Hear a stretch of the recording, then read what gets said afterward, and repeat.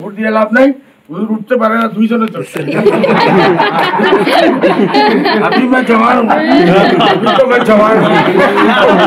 ৰাহুল গান্ধী এতিয়ালৈকে বিয়া কৰা নাই না কৰাৰ কাৰণে চিকনা মানুহ একদম আমাৰ বহুত ছোৱালীসকলে যাব। মোৰ সন্মুখত ৰাহুল গান্ধীক লৈ আহি আছে। মোৰ এৰিয়াত চাপৰত 2 দিন ৰাখিব তাত, মই প্ৰস্তুতিটো ল'ব লাগিব না।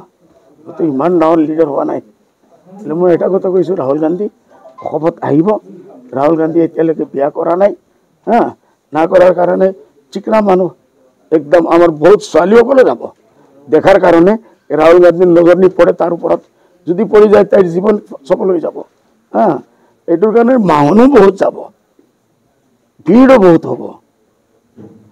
ভোট মানুহে নিদিয়ে, আল্টিমেটলি হাৰিব।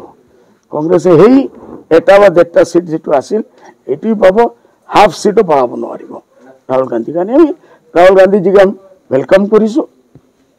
নেহৰু খানদানৰ ল'ৰা প্ৰিন্স, আৰু মই কি কওঁ, এইটো আহিছে আমি वेलकम কৰি আছোঁ। আনক ভাল কৰি আনক, আমি মেহনতটো কৰিব লাগিব। ৰাহুল গান্ধীয়ে ভাল ৰিজাল্ট দিব নোৱাৰিব। আহক, চমক কি হৈছে, অল ইণ্ডিয়া যেটো আগে কৰিলে কি যাত্ৰা কৰিছিল, গোটেই ভাৰত জোড়ো যাত্ৰা। ইলেকশনত গৈ কি হল, ৰিজাল্টটো কি হল, উল্টা হৈ গল। ন্যায় হ'ব নি? এই দেশত ন্যায় হ'ব যেতিয়ালৈকে বিজেপি চৰকাৰত আছে? ন্যায় নহ'ব। আজি যদি সুপ্ৰিম কোৰ্ট জাজ যদি আবাৰ ভাল না থাকিলে চন্দ্ৰচূড় শাহ, আমি ন্যায় পালে হয় কেনেকে?